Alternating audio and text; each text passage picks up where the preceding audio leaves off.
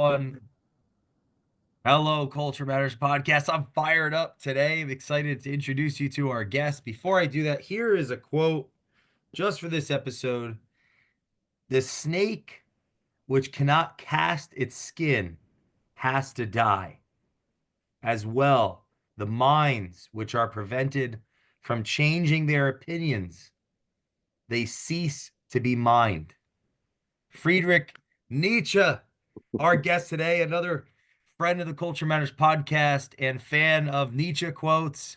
I had the pleasure of meeting them in 2024 at our one and only top contractor culture community school.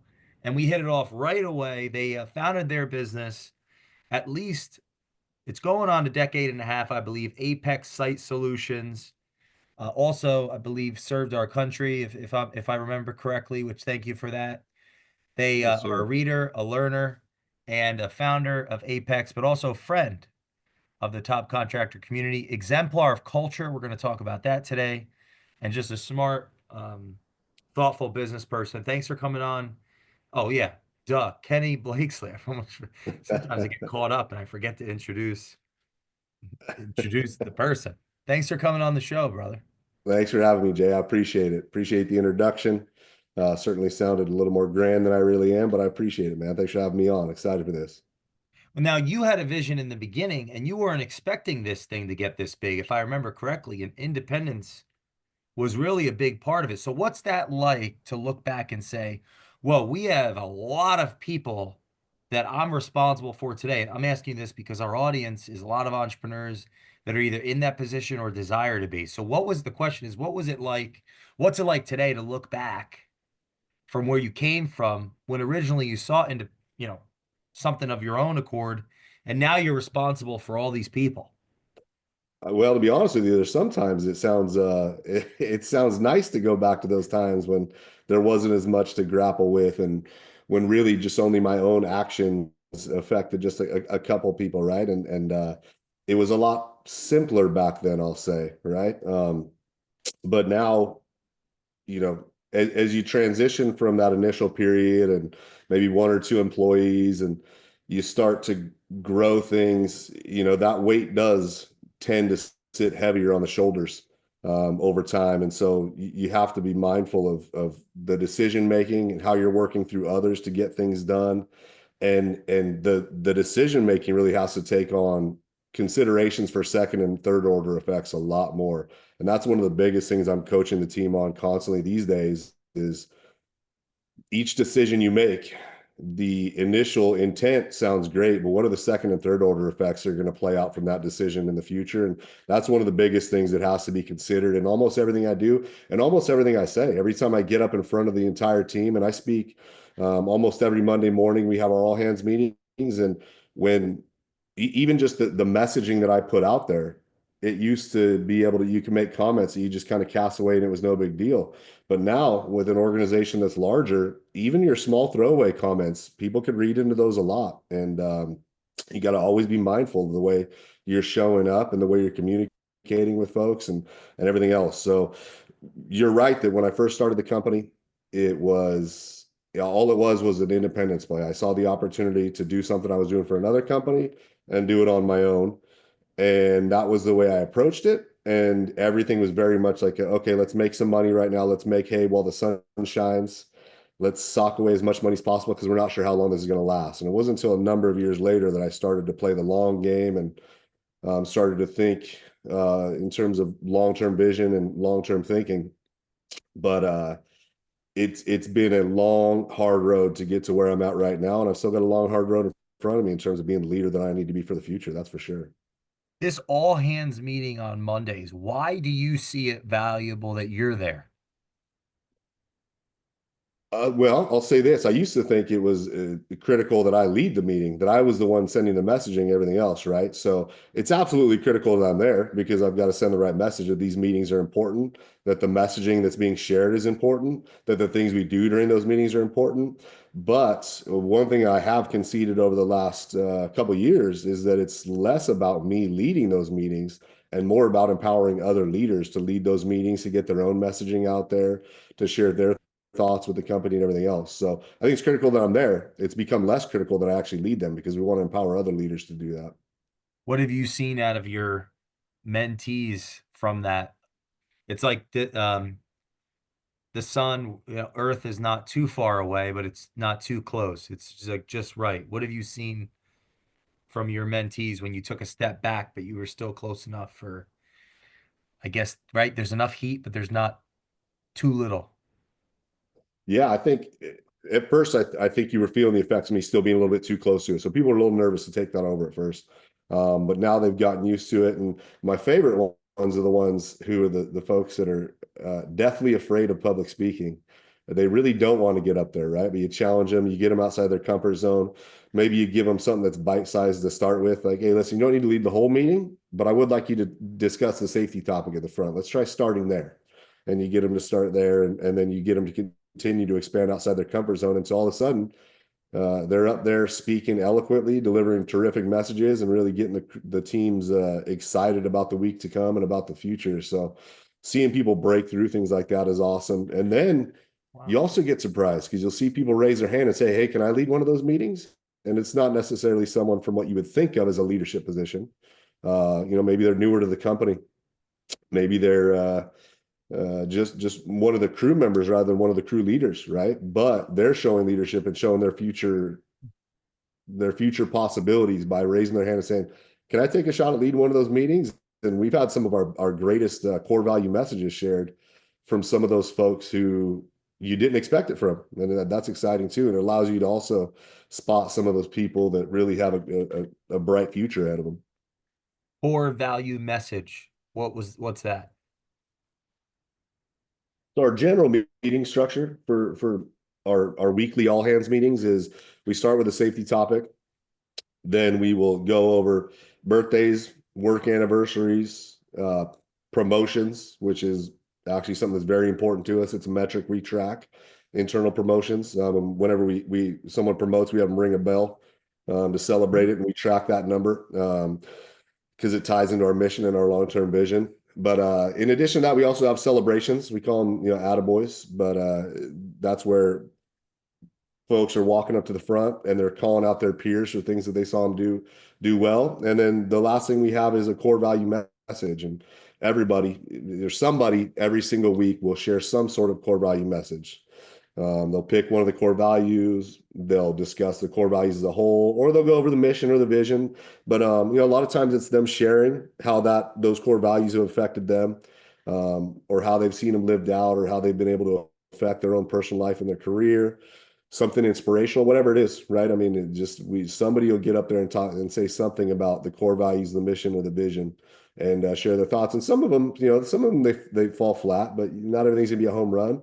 But some of them you get up there, and like I said, it's sometimes it's from the folks you least expect it from that get up there and share a personal story about the way the core values have affected their lives, and those can be very touching. And it really helps to just kind of Wow.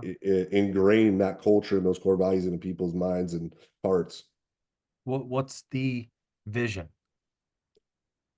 So I'll start with our mission. Our mission for the company is to transform lives by providing growth and development opportunities that empower our tribe. So our whole mission is built around creating an environment where we can bring people in and they can build great careers for themselves, and really just kind of whatever their personal goals, their career aspirations are, is something that they can accomplish inside of this organization. That's the type of organization we want to be. I can go deeper than that on why that came to be, but then the vision is to grow to be a national company. It's to have 12 offices nationwide.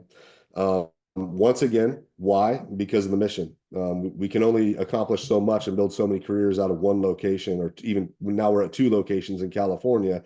But even then, you're going to tap out in terms of how much you can accomplish for your folks. But if we're expanding to other offices in other regions, now all of a sudden we have opportunities for folks from the home office. Hey, if you're kind of feeling like you're hitting that glass ceiling, there's nowhere else for you to go because we don't have a whole lot of people retiring or quitting. Well, hey, Right. then why don't you go ahead and there's an opportunity to go open an office in, say, Nevada. Go open an office, go be a market leader. Another opportunity to grow your career. So our BHAG. So to sum up our vision, our big, hairy, audacious goal is to ring that promotion bell 3,000 times by 2033. And so that's the way we sum up our vision in one short statement. And that really kind of ties in everything. That ties in, are we living our mission? Are we providing growth and development opportunities? Are we allowing our people to build their careers? And then are we growing as a company? And then, obviously, in order to get there, we've got to have financial success too. So if we are internally promoting, we're creating an environment where people can come in, succeed, grow, and advance inside of our company, we're all winning together, right? Wow, that's amazing. Well, because I'm think if we're a part of a man, that's pretty inspiring. I'm like Well, hopefully, speechless, a little speechless actually. hopefully it inspires our people, and it helps to feed our decision making. It helps us to feed the actions we're taking. It helps us to create the type of culture. Here's the thing about culture, right? Is culture is it's pretty easy to maintain as long as you're somewhat mindful of it when you're winning, when things are moving in the right direction, right? When things are going well. A growing company, it's pretty easy to have a good culture because everybody, hey, what's in it for me is always a question that's going to be asked, and it has to be answered. That's human nature. So when everybody's winning, when the company's growing, then culture is fairly easy. It's easier to maintain, I should say.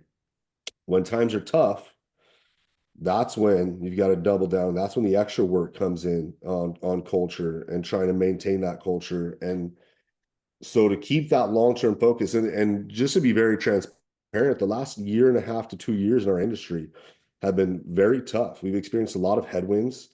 Um, you know, Before that, and we haven't really gotten into what we do, but essentially we build wireless infrastructure, right? So the initial 4G and 5G build out, the last decade was great for our industry. It was growing. There was a lot of success being experienced. The past 2 years, there's been a lot of headwinds, a lot of slowdowns, a lot of hiccups. And so we've had to change as a company. We've had to respond to those headwinds, and we've had to make tough decisions and take tough actions where it always used to just feel like the momentum was building and building and building. It was nothing but up and to the right. And then we got smacked in the face with some headwinds and some industry slowdowns, and things, kind of went down for a little bit. And we had to maintain that culture. We had to maintain that positive mindset in our group. We had to maintain that core value focus. And we were able to utilize that long-term vision in order to help us get through those short-term problems, right? So between providing hope for everybody, where they're saying, hey, listen, I'm looking around me, these last 3 months have been tough. What does this mean for the future? Well, listen, our vision hasn't changed. Our tactics might need to change, but our vision hasn't changed. What we're trying to accomplish hasn't changed. Um, but it also helped our decision making as we went through those tough times, and we we're able to use that lens of the mission and the vision and the core values when we do have to make tough decisions. So that way, when you have to make those decisions, when you have to communicate those decisions, you've always got very steady reasoning that you can fall back on and say, here is how I landed at this decision, here's why we're taking this action, or here's how we as a team landed the decision or this action. And it's all through the lens of those main three pillars of culture, right? Core values, mission, and vision. What are some of the things that are revealed in the tougher times? Thinking that, well, in the tougher times, that's a terrific question. The thing I can jump to for sure is who's in it for the right reason, who's there for, as we call it, the tribe. And I want to be careful the way I say that because listen, everybody does. Everybody's got to look out for number one. They got to look out for themselves and their family first and foremost, and that makes sense. But you find the people that are really bought into the long-term vision, I guess. So the folks that maybe, all right, yeah, I'll play along with this core values thing and this mission thing because it serves me.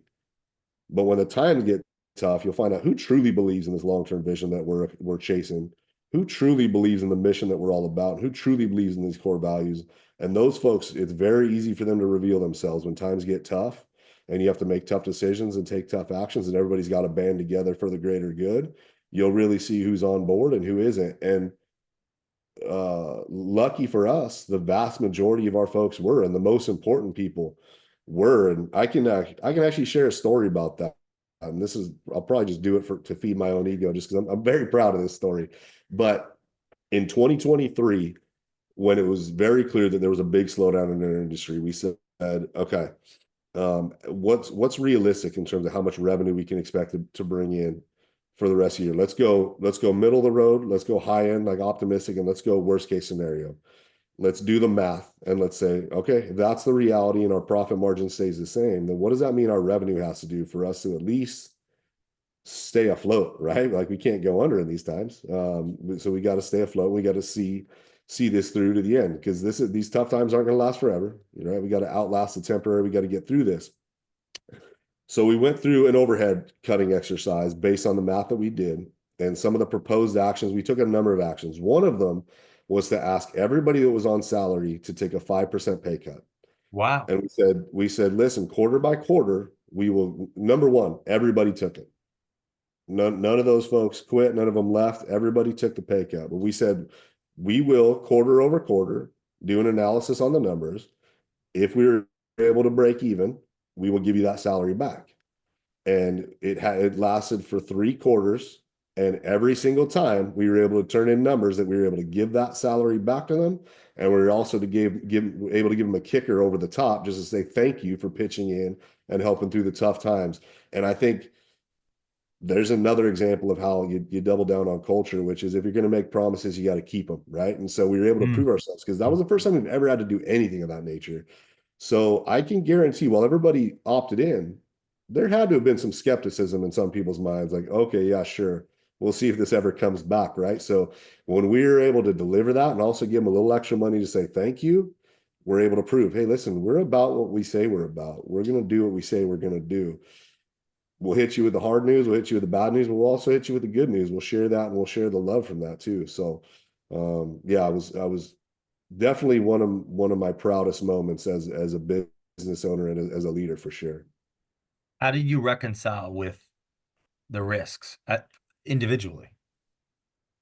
Rephrase the question. What do you mean? Like, were you afraid to do that at one point, or apprehensive, or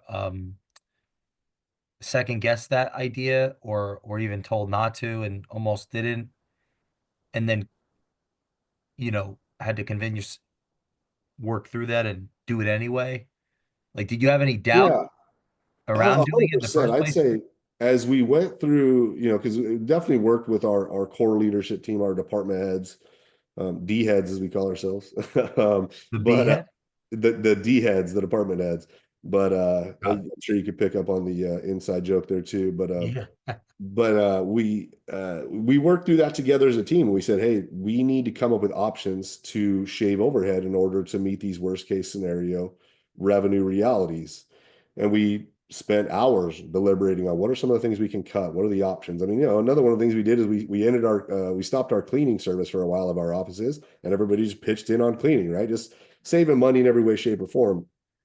And so we kicked those things around, but I had to rely on my leadership team and those department heads to give me the feedback. Hey, how do you think this is going to be received? How do you think your people are gonna respond to this? And there was absolutely some apprehension, and there was apprehension in general because the bottom line was we knew that there was headwinds. We knew we were in a turbulent time.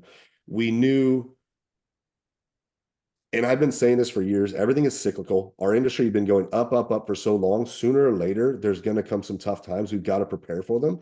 But it didn't change the fact that once they came, I was still full of apprehension inside. I still, even now, it's not back to where it used to be, right? So we're battling, we're scrapping. There's still always those thoughts that creep in about, hey, is this going to rebound the way I think it is? Hey, is this still the game we should be playing? Is this still long term the right place to be, the right industry, the right niche to be operating in? Kind of always questioning myself to a degree. But at some point, you gotta just push it down. You gotta understand that whatever decision you've landed on, whatever action you've landed on, has to be. It's the best one you can make for now. You commit to it, Mm. and then you see how it plays out. And if it doesn't shake out, then okay, we've always got time to call an audible. We've always got the ability to shift directions. But you got to commit to it, and you got to get everyone else on board with committing to it as well, right?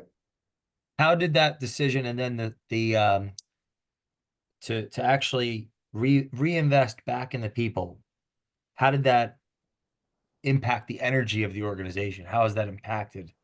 productivity and buy-in and I'd say it was great, especially amongst that group, right? Because it wasn't obviously company wide; it was only salaried folks that we're talking about. So really, mostly office folks and managers and things like that. But I think it definitely re-energized them. It gave them. You got to you got to keep feeding them the positivity and the hope for the future and everything else, right? And the longer you do it, the more you do it, the more you have other folks that can help feed into those same thoughts and those same behaviors. But the bottom line is everybody's got their own things that they're grappling with, their own demons, their own whatever. And so as a leader, it's your job really to position that hope for the future. And so when we're able to do something like that, when they're seeing the tough times that we're dealing with, and then boom, we can hit them with something positive like that that does increase their hope for the future and their belief in the possibilities for the future. That pays huge dividends. Now, granted, you can only ride on that one thing so long. You have to continue to do this over and over and over, repeat yourself, take other actions that provide those same hopes. But that was definitely a big event that kind of built that goodwill for a while. what did you learn about yourself the first 3 years in business? The first 3 years of business, I learned that I can shoulder a heavy load. I learned that I can work really, really hard, right? Like I can go Wow. hard and I can hold high standards. I can push myself. And I think those are some of the things that I already knew about myself even before starting the company, but it just doubled down on it. Hell, when I started the company, I came to my wife when she was 8 months pregnant with our first son and said, "Hey," and at that point, I was actually working in a union job as a project manager. So I had great benefits. Wow. Say the union talk for another day. I didn't enjoy the union essay, but I'll tell you one thing: great benefits and very steady, reliable, safe. Right. So when she's 8 months pregnant, kind of going through the process of nesting, right, for a pregnant woman, um, she's thinking a lot about safety, about dependability, about predictability for the future. And I came to her when she's 8 months pregnant and said, "Hey, you know what? We should ditch this whole union and we should start our own thing." Wow. And so, to her credit, she backed it, but we started Apex and had our first son at the exact same time. So, those first 3 years, there was not a lot of sleep. I would say I probably aged 10 years in those first 3 years. The first 3 years, I definitely learned how hard I can push and how intense I can run, which was great for that period of time. And it really helped us to get through those initial few years. But I also, in the coming years, I found out what the flip side of that is and why that was problematic, right? So I could get a lot out of people. I could take problems and turn them into opportunities and solutions. I could deliver on promises. You need a miracle to happen. Let me think about it for a second. Let me figure out if I can do it. And if I say it can happen, we're gonna pull it off. We're gonna make it happen. Period. Um, but then also that intensity made it a very tough place to work and not just very hard nosed, just go, go, go. And I expect everybody else around me to be going just as hard as I am.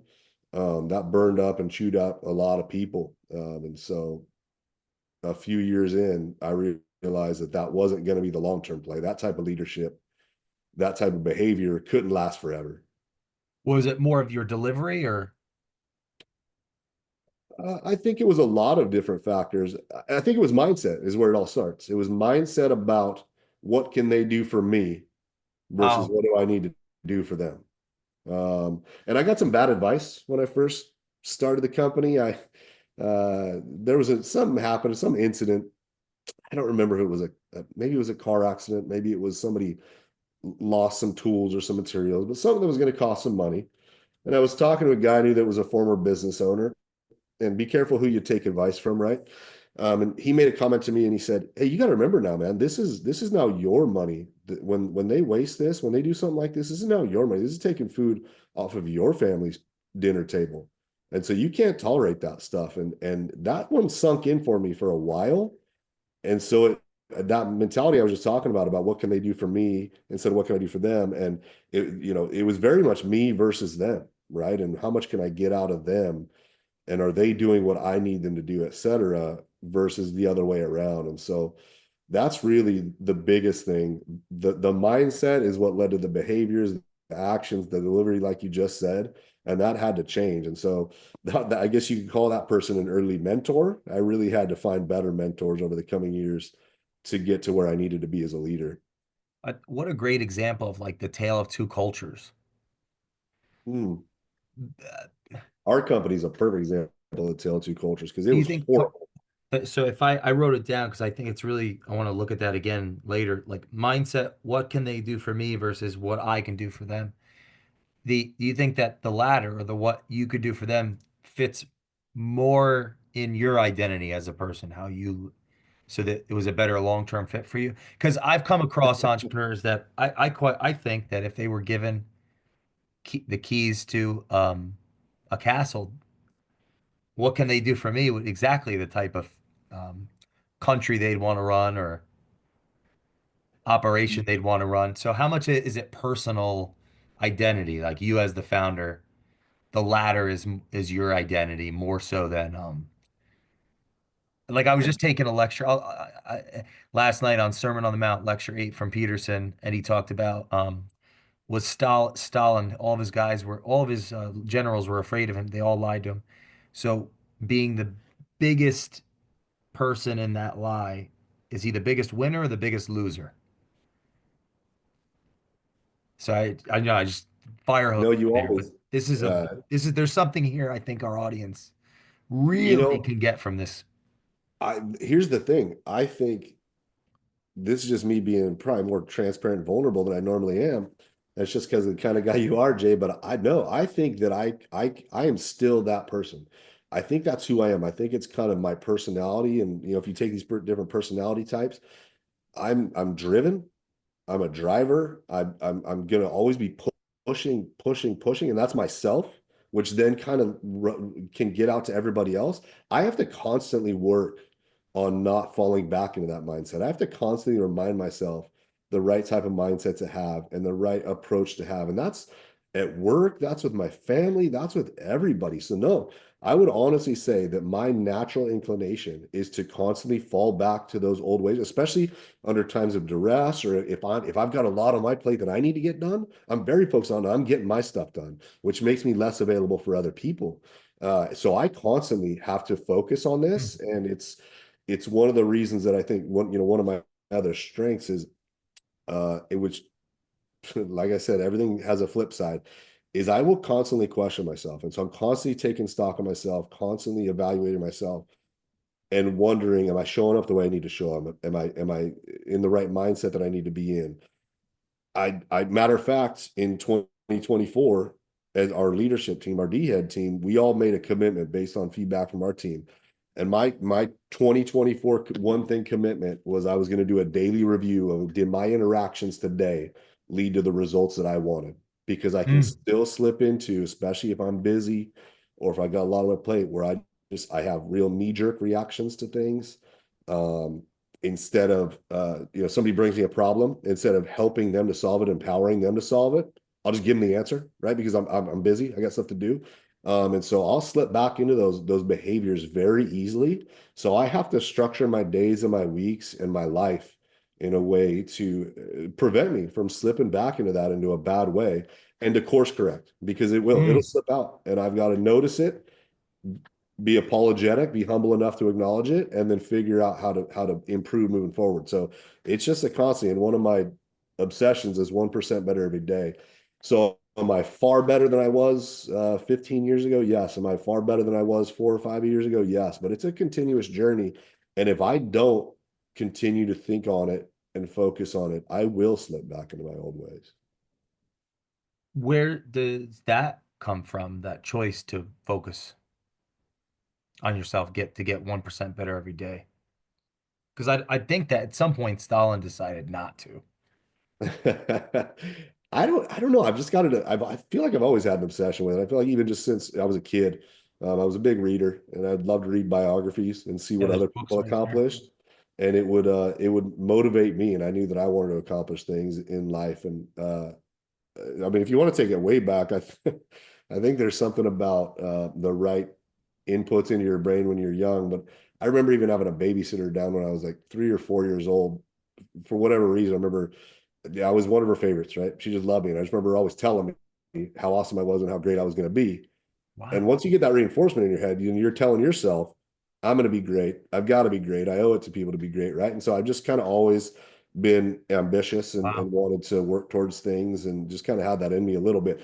But that does require the taking stock of where your weaknesses are at, where your strengths are at, and trying to improve on the weaknesses that you can and then double down on the strengths that you can double down on for sure. So What advice do you have for uh, CEOs founders of companies that have a hard time finding the time to read?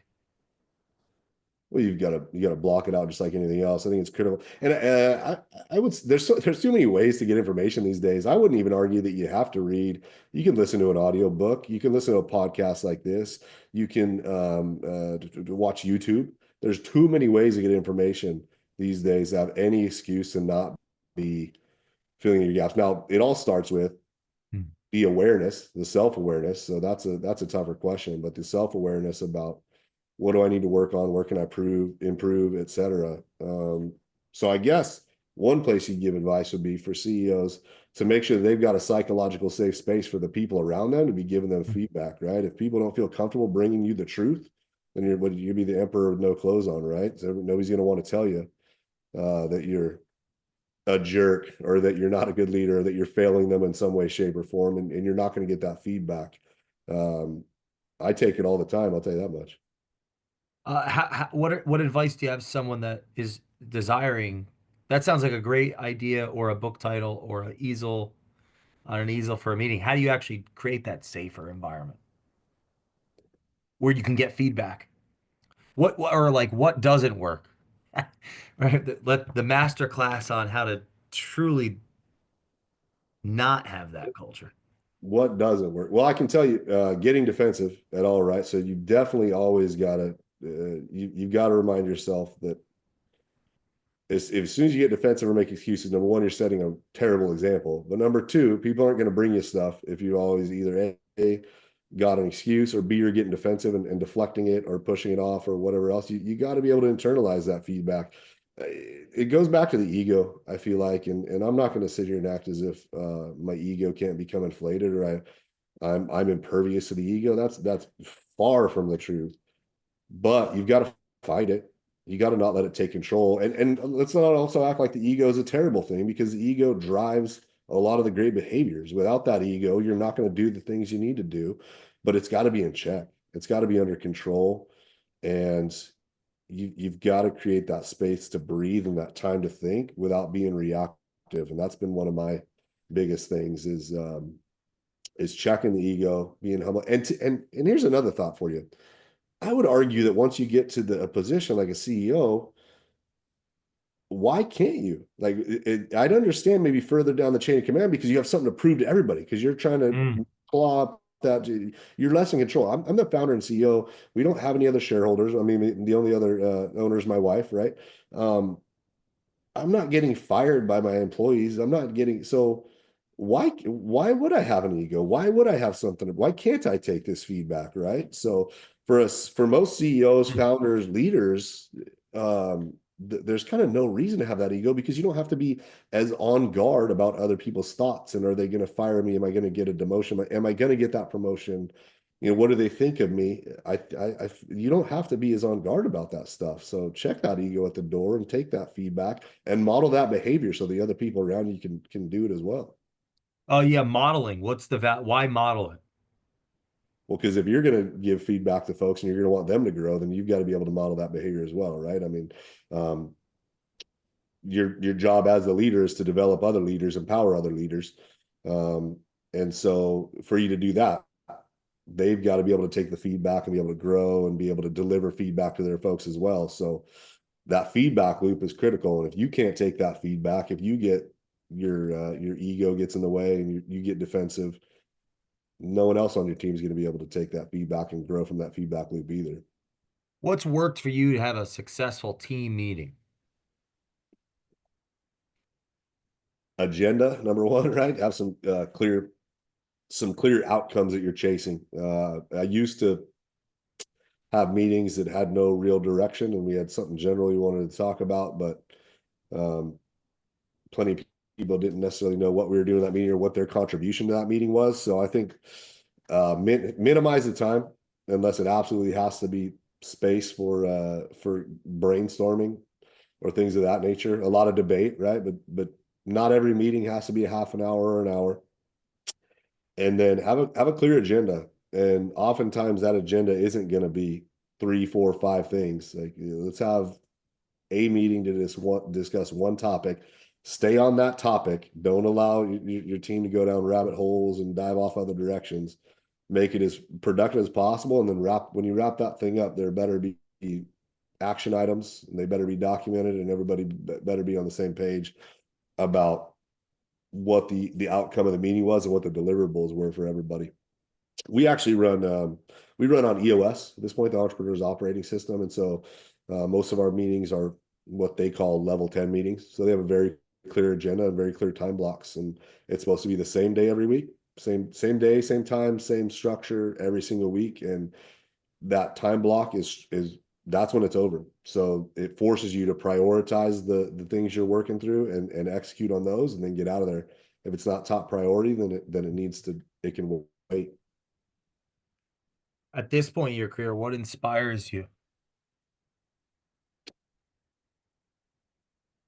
Inspires me. Well, I'd say inspiration. I look at other leadership inspires me. I think looking at other folks that are leading better than myself and figuring out what they're doing and how I can incorporate those things into my toolbox. That stuff inspires me. The idea that we're going to be continuing to transform lives within our company and bring people in and help them build careers inspires me. Getting to see folks who, the big wins are the people that join the team that when you're first interacting with them, you're kind of looking at them like, I'm not sure if this is going to work out, or maybe this person isn't cut out for this, or whatever else. And then when you see them turn the page, when you see them succeed, when they succeed beyond your expectations, that's very rewarding.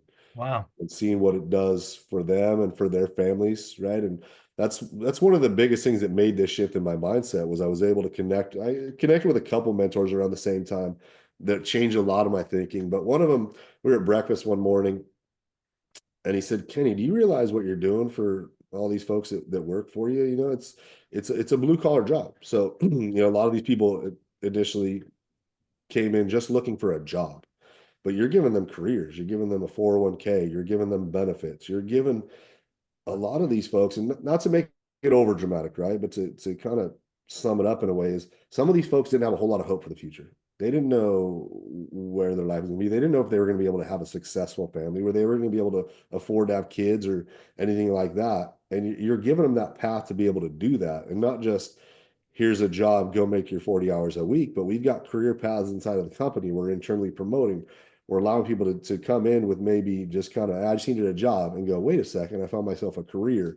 And so to see folks that are doing that and accomplishing things like buying homes or buying second homes or raising their kids and getting them now near to graduation, et cetera. And they're doing that. Our company is a platform for a lot of them to be able to accomplish that on, or a vehicle for them to utilize to be able to accomplish those things for those families. So that's the stuff that definitely inspires me, and the stuff that I circle back to whenever times are tough, or whenever I'm grappling with a problem, or whenever I'm starting to feel sorry for myself because there are problems to grapple with, right? And wake up in the Yeah. morning, feel a little sorry for yourself, and you got to change the mindset. And those are some of the things that I think about to help get that mindset back on track. What about the entrepreneurs that are thinking that I don't even want to work.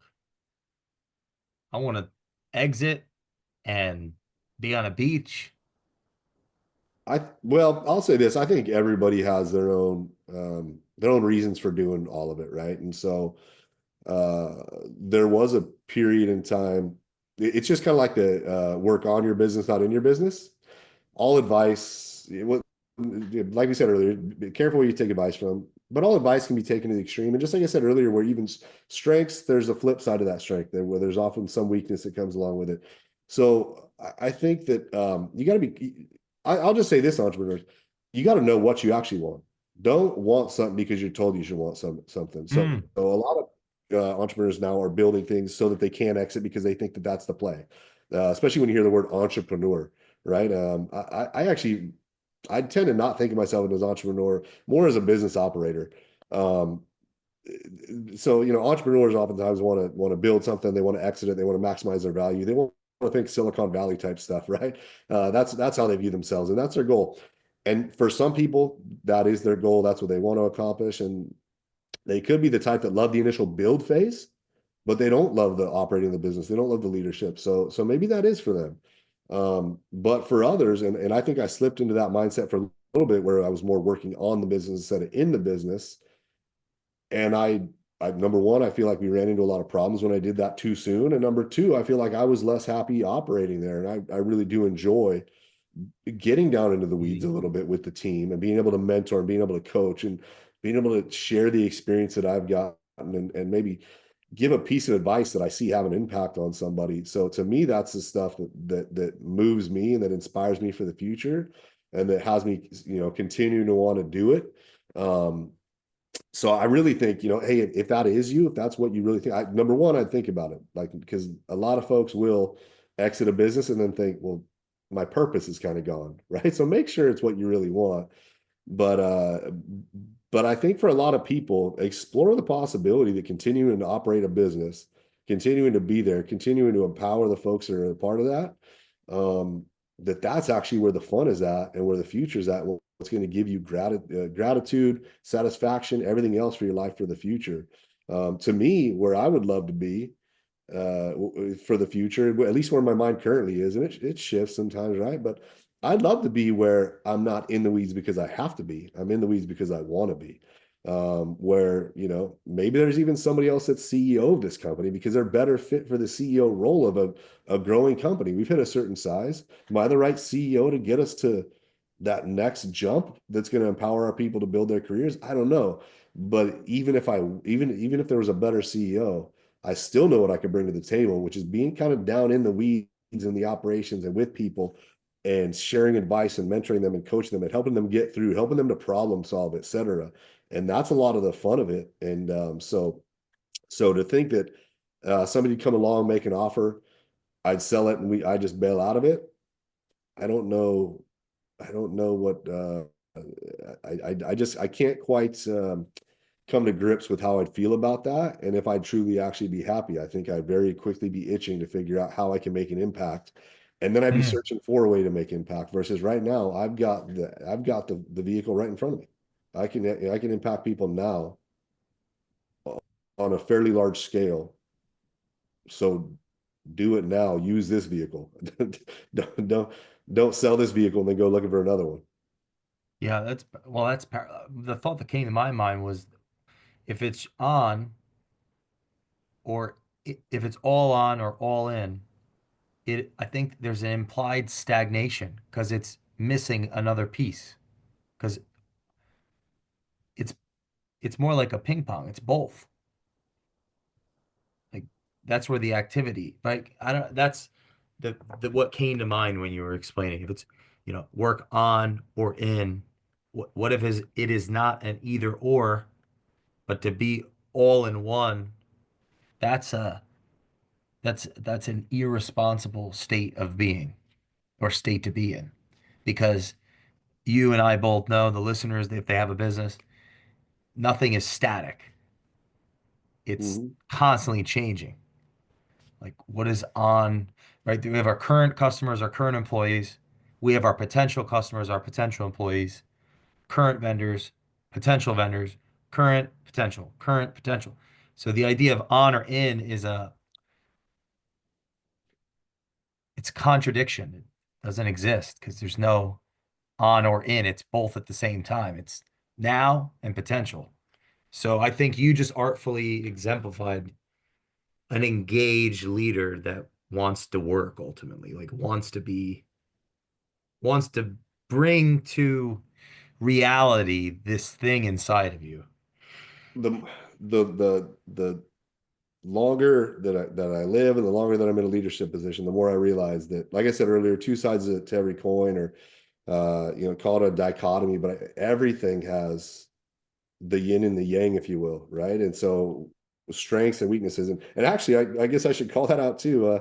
The previous Nietzsche quote that you inspired me with, which is I'm probably going to screw it up right now, but it's be careful when you cast out your demons that you don't Oh yeah, that's one of my favorites. that you don't throw out you don't lose your strengths as well. But essentially, that was one that inspired me. And really, when we first met, that one was one that hit me because I was like, that is one thing that I feel like I've done over the last few years, which is as I'm working on these weaknesses, as I'm trying to cast out some of these demons, I've lost some of the strength that was actually the counter part of that, right? And so you got to be careful about that stuff. And I think it does reinforce the fact that there's never perfection on the business, in the business. It's got to be both, and it's always shifting. The times for intensity, the times for a little bit more of the touchy feely, the gentle stuff, the hard line accountability, balance out with the love as well, right? Because people, you can't hold people accountable all the time. You can't always just carry that stick. You got to balance it out by people understanding that you care and you want the best for them, and that's why it matters. Everything is always shifting, and you're always just trying to re-seek a little more balance, or the right balance for that period of time in life. It's just the way it is. So any hacks that people offer up, or any this is the way it has to be done or whatever else, is kind of silly, because I know myself, it could change year over year what systems or what processes or what mindsets are working for me in that time. And it's just a matter of finding what's right for that time, being self-aware and adjusting as you go, and just trying to be the best leader that you can be for the folks around you, and be what they need you to be in that given time frame. I just drew this. I want your opinion on this. Can you see it? I can see it. So these two circles that are slightly connected. One represents in, which is everything current. It's like currently in existence. All our people, all our customers, all those we're obligated to respond to, right? Based on our word. The other circle on the north is the potential. And taken too far, that can be considered on. The other one could be taken too far, considered in. That like where they connect in the middle is either purgatory or meaningful based on how the leader lives in these two worlds, relates to people in these two worlds. That's it's a visual that I think came to mind when you were talking.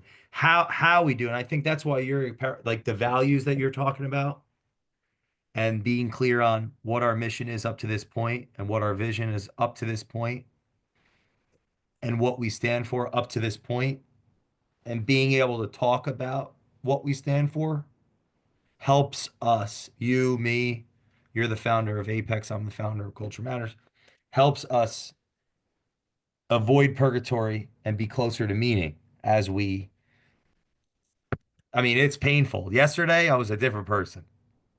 Today, you're like, how you doing today, Jay? I'm great. Yesterday, oh my God. I needed yesterday for today, I think.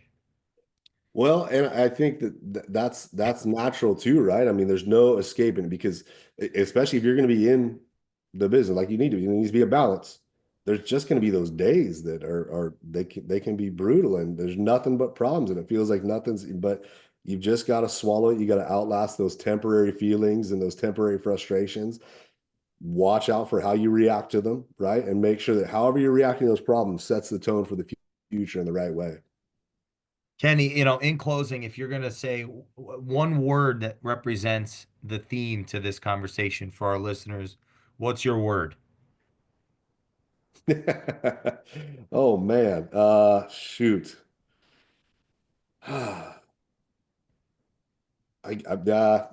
probably botch this, but I'll say self-aware, right? I'll hyphenated one word, but I do think that as we a lot of the things we talked about, it does come back to being self-aware of how you're showing up and how you need to get better and how you're showing up, right? So, including the conversations, the leadership, the ego, all of that, it all comes down to self-awareness. and understanding where you can show up better and also how you're showing up great so you can continue to double down on that. Where can people follow you on Instagram? I'm Kenny Blakeslee on Instagram, so I'm sure the name will be in the podcast notes. But yeah, just Kenny Blakeslee on Instagram, on LinkedIn, on Facebook. Thanks for coming on, brother. This was awesome. Very excited to have you finally.